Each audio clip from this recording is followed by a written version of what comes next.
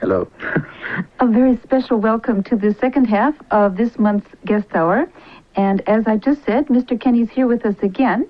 For the benefit of those of you who are unable to join us last Saturday, let me quickly sum up that interview. First of all, Mr. Kenny comes from the central part of the United States, and I must say, I think his mastery of Japanese is very impressive. We had a very interesting discussion last week about how he learned the language. Do you have any further comment on that, Mr. Kenny? Well, in the process of learning the basic sentence patterns very intensely, I also refused to speak English under any circumstances for the first 5 years, except to make a living, so that my basic group of friends then became Japanese, because there weren't any foreigners around who spoke Japanese enough to speak Japanese all the time. And that continued until 8 years ago when I set up the troupe to do Kyogen in English. Then the other thing I did, which I think is extremely important in learning a language, is I read all the children's stories and all the myths and legends, beginning with the very smallest children's books. And then, because I think that when you learn those stories, you learn the imagery of the language, because we often refer to those basic stories as we speak the language without going into what we're talking about, yes? I see, as reference. Right, so if someone says Momotaro, you immediately know what image they're referring to, yes? Or Izanagi, or any other character, or any other situation in Japanese legendary or folk tales or whatever. So that I think in any language that's a great help to you. And it also presents you with a great deal of basic language, because those stories are usually written in very, very good spoken language. So that I feel it's very important to learn the stories that are dear to the hearts of the people who speak the language.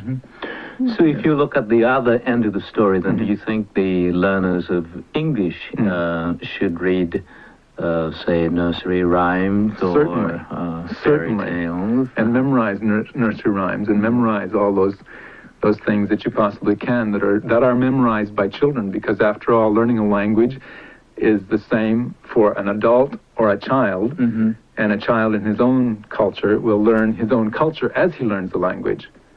Yes, I would like to hear more about your language learning experiences, but today we would like to concentrate on your major interest, the Kyogen, and how did you become interested in Japanese classical drama, and particularly in Kyogen? Well, first of all, I began studying the piano when I was 4 years old, and then became interested in becoming an opera singer very early in my life. So I began studying voice in junior high school, and that was my major when I entered university too. Then, of course, I entered the Navy and came to Japan, and still was, of course, very interested in theater and music. And so the third day I was here, I went to see a performance of kabuki, and I was very impressed by kabuki. And so I began to go very regularly and started to study Japanese dance and kabuki dialogue, and to learn how to perform as a kabuki actor. But then, as I saw other forms of Japanese drama, I became specifically interested in Kyogen more than any other of the arts. And finally, in 1964, the year of the Olympics, I was able to get an introduction to Mansaku Nomura, who I considered the best Kyogen performer at that time, and still do, and have then taken lessons from him for the last 20 years. What is it about Kyogen that holds your interest so completely? Well, there are two reasons for being terribly interested in Kyogen for me. The one is the fact that the material, in other words, the stories of Kyogen, are very basic human situations, so that no matter what language you translate them into, they're totally understandable to anyone. They have no relationship to Japanese history or Japanese religion or Giri Ninjo or any of those other things that are so much involved in kabuki and no particularly. So that it's a very direct understanding that you can get when you translate it into English. Therefore, it stresses the very basic humanity of the Japanese. That is the same as the basic humanity of any other people in the world.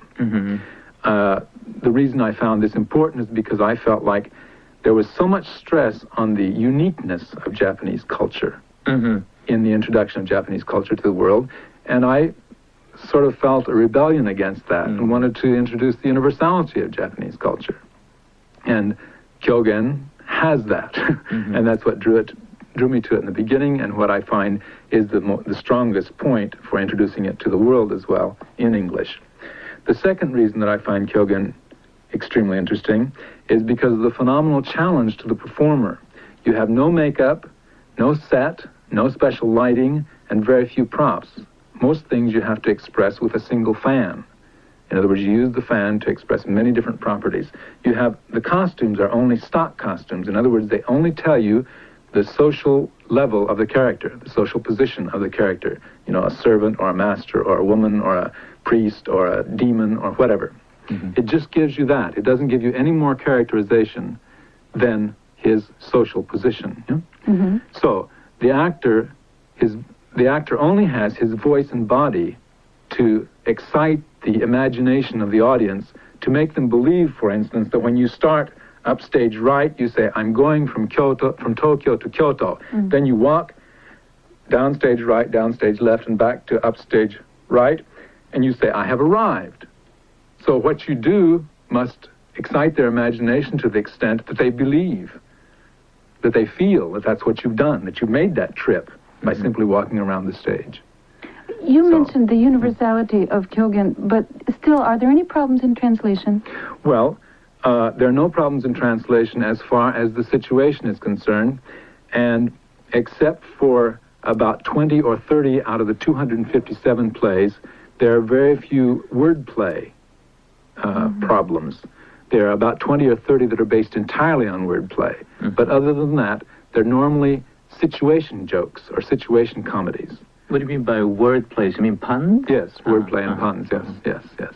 Double entendre, wordplay, puns, that kind of, in other words, using sounds of the language for different meanings, which makes a joke. So unless the audience understands the language, then it's very difficult for them to understand. That kind of joke, yes. To give an example, for instance, I've had only 2 examples where I had to change something or to cheat a bit. And the major one was in Busu, in the play called Busu. Taro Kaja mistakes Busu and Rusu, those 2 words. Okay, so what should I do? Because Busu and Rusu don't mean the same thing in English. Busu is the name of a poison, and Rusu is the person who is watching the house, yes? So, I finally decided that in English, poison and person sound quite a lot alike. In fact, in the Brooklyn accent, person is pronounced poison. Not poison, but poison, yeah? So everybody knows that. So if I say person and poison together, they will get the connection, yeah? So since Busu is the name of a poison, I said, okay, I can use it as a name. So I said, a person called Busu and a poison called Busu. And people always laugh at it. So I've had that kind of a problem only in that instance and one other. Otherwise, I've had no problem as far as making the same joke in English that's in Japanese. And Mr. Kenny, you mentioned that you'd made initial contact with Mansaku Nomura a long time ago, but do you still take lessons? Oh, yes. Yes. Well, always will. And could you elaborate on that? Because how did you, say, train yourself under the apprenticeship or something like that? Well, I take lessons from him every week. Tutoring, you mean private tutoring? Yes, private lessons, yes. And I always record those lessons. So I have all the lessons that I've ever taken on tape and have edited them so that I can use them to learn the sound. And of course the sound is most important. And the movement, then I have to either take notes, or now in this age of videotapes, we use videotape a lot. For instance, when the Kyogen is on television, we take it on videotape. We also videotape our own performances so we can remember the movements better. And so that's in Japanese, right? So when you practice it in English, then how do you do it? Well, you do it on your own? Or? Well, yes, of course. I've translated and set the style in English, and it turns out that it's easier for me to train Japanese performers. We have half Japanese and half English speaking people in our company. And it's easier to train the Japanese people to perform the way I want them to because of the fact that native speakers already have their own speaking habits. Mm-hmm. And I insist on very specific intonations and very specific pronunciations. Mm-hmm. And sometimes Americans rebel against my strict regimentation, whereas Japanese don't. They believe me if they're wanting to work with me. Yeah? And I also analyze the sounds very carefully so that I can tell you exactly what sound and exactly what nuance of sound I want and make you do it. And it's easier to teach a non-native speaker that way than it is to teach a native speaker in many instances, in many cases. Could you explain the relationship of Kyogen and No? Yes, it's quite simple actually on the on the surface.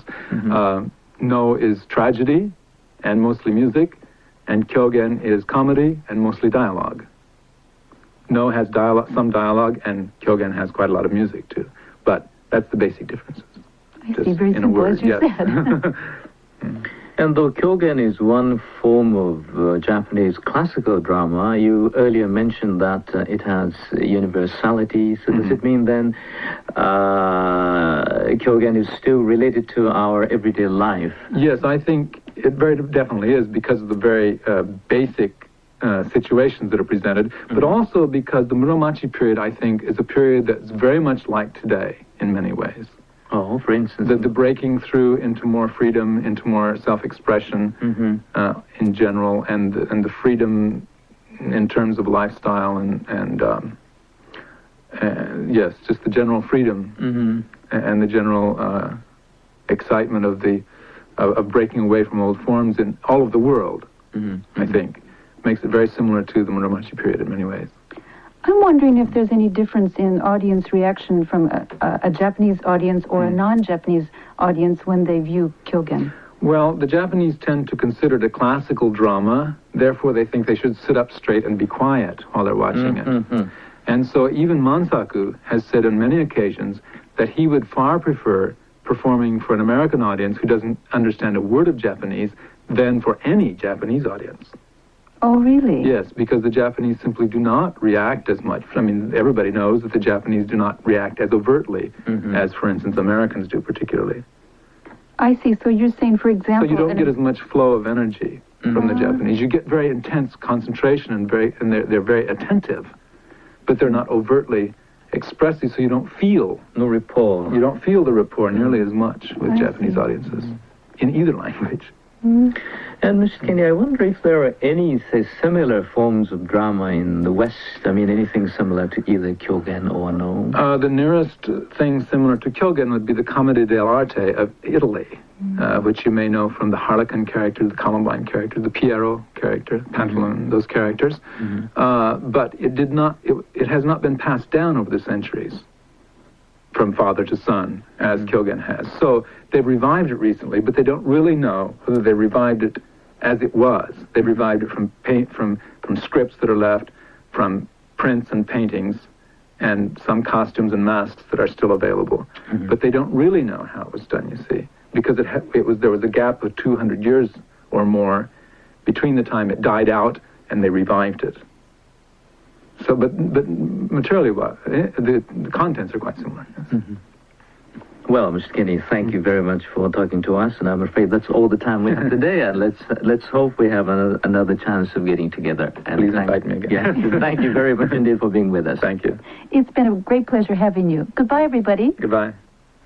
担当は東後勝明先生。